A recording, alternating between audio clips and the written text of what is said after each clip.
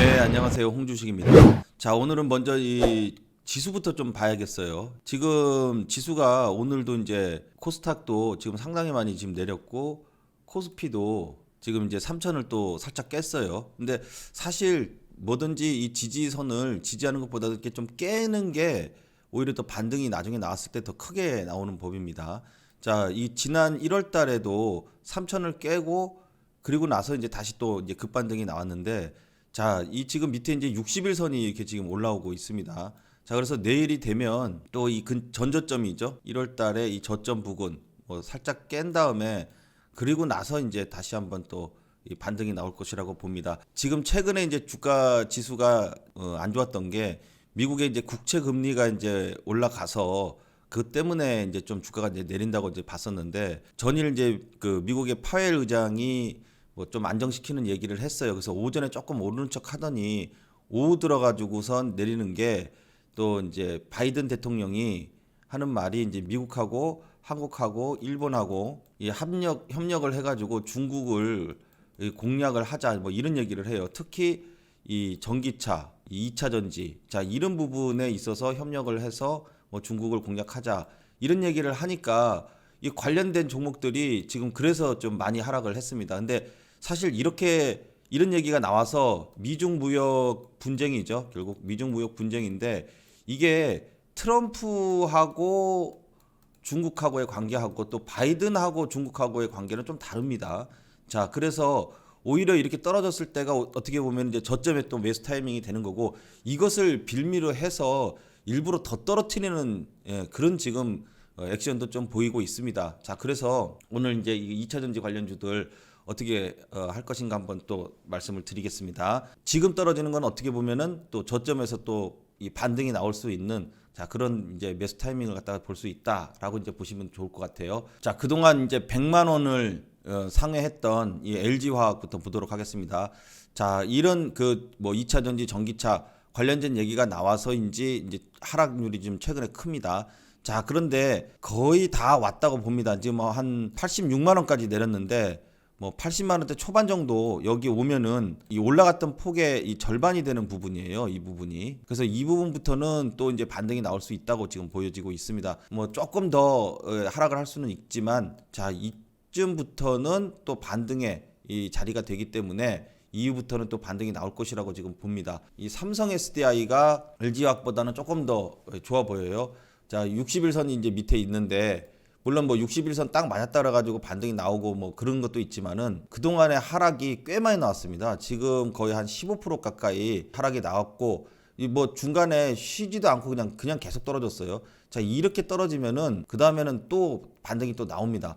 자 많이 떨어졌기 때문에 또 저가 매수세가 들어와서 반등이 나올 수 있는 타이밍이 되고 있고요. 자 항상 이런 지수의 영향으로 인해 가지고선 대외적인 이러한 좀 악재라고 할 수 있겠죠. 뭐 대외적인 그런 불안감 때문에 지수가 하락을 하면서 지수에 맞춰서 종목들이 하락을 하게 되면은 나중에 또 이렇게 이 하락을 많이 했던 종목들이 또 반등이 나올 때 또 많이 나오는 법입니다. 왜냐하면 그만큼 이제 저가 매수세가 들어와서 반등이 나오기 때문에 자 지금 이렇게 떨어졌을 때에 오히려 추가 매수라든지 저점의 매수 타이밍을 봐서 반등을 기다리는 자 그렇게 했을 때에 이게 매수할 수 있는 지점 자 이런 지점이 바로 다가오고 있다. 자, 이렇게 지금 보시면서 너무 불안해 하시지 않으셔도 좋을 것 같아요. 자, 그 다음에 현대차입니다. 자, 현대차도 지금 아까 말씀드린 대로 어떤 이 전기차 관련된 이 미국 바이든의 또 얘기에 전기차, 2차 전지 관련주들 좀 약세를 보였는데 자, 현대차도 그래서 오늘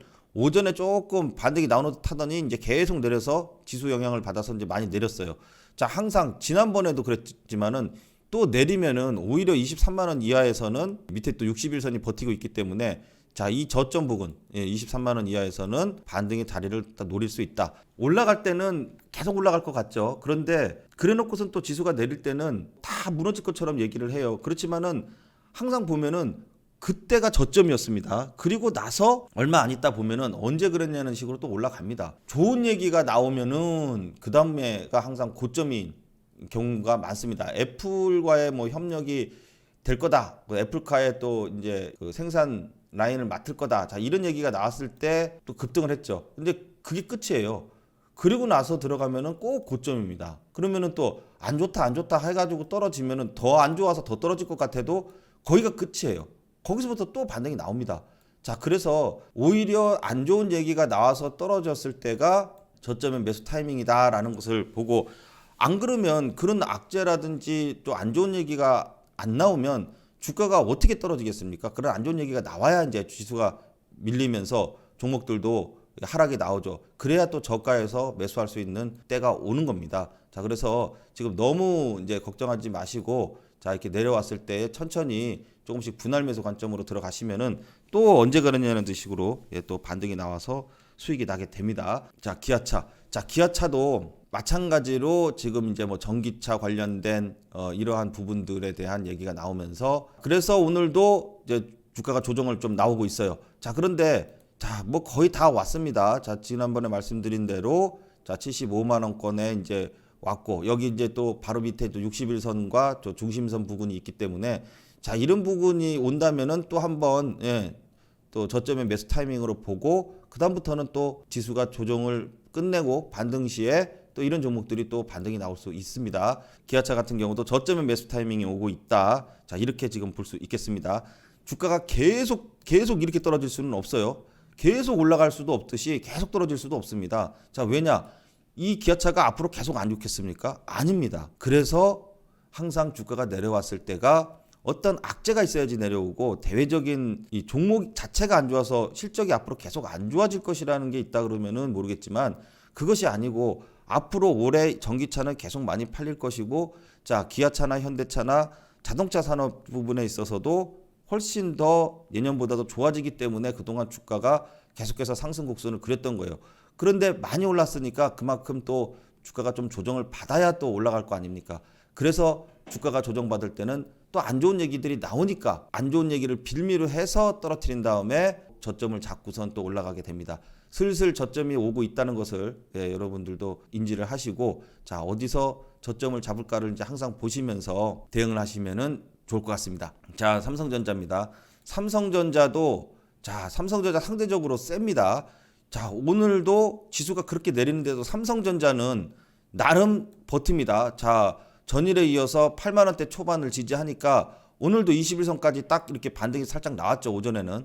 자, 그리고 오후에 지수 밀리니까 삼성전자를 동반해가지고 반도체 종목들도 많이 내렸어요. 근데 삼성전자는 상대적으로 좀 덜 내렸습니다. 결국은 오늘은 어떻게 보면은 양봉으로 또 이렇게 끝나는, 자, 이런 모습을 보여줍니다. 즉 8만 원대 초반은 계속해서 지지하고 있다. 자, 이렇게 보면서 이 진폭이 점점 작아지고 있기 때문에 이후에 방향성이 나올 가능성이 높아지고 있다라고 지금 계속 설명드리고 있습니다. 만약에 한 번이라도 이렇게 내려오게 되면은 오히려 저점의 매수 타이밍으로 볼 수 있다고 설명을 드립니다. 자, 제가 여러분들께 문의사항이 있으면은 문자로 달라고 했는데 뭐 다 좋습니다.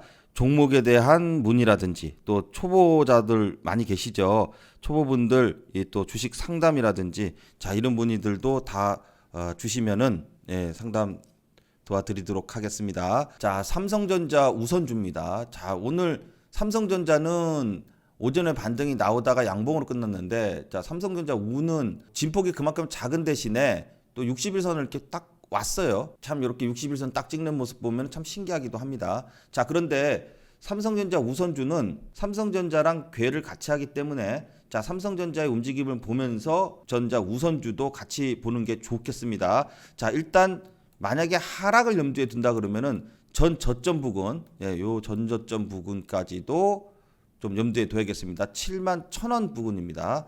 자, 그리고 저점을 찍고 반등이 나와서 61선 위로 안착을 하면은 계속해서 61선 부근 지지를 하는 겁니다. 자, 그런데 박스권이 있죠? 이렇게 박스권에서 61선 지지와 더불어서 요 박스권을 움직이게 되면은 이후에 박스권 돌파 시, 자, 항상 이 박스권에 이 고점을 돌파를 해야 추세 전환이 완전히 일어나는 거기 때문에 아직은 조정 구간이라고 볼 수 있고, 61선 부근에서 잘 타면서 움직이게 되면은 이제 삼성전자 움직임과 더불어서 삼성전자 우선주도 다시 한번 추세가 나올 것으로 자, 지금 보이고 있습니다. 자, 삼성전자 우선주는 오늘 61선 콕 찍었으니까, 자, 이후에 한번 움직임을 지켜봐야겠습니다. 자, SK 하이닉스입니다. SK 하이닉스 보시면은, 자, 전일에 14,000원까지 콕 찍었어요. 지난번 이 정고점이 14,000원인데 자, 이렇게 양봉으로 올렸기 때문에 오늘도 장중에 이 14,000원을 돌파를 했지만 지수가 밀리면서 윗꼬리 달고 좀 밀리는 모습입니다.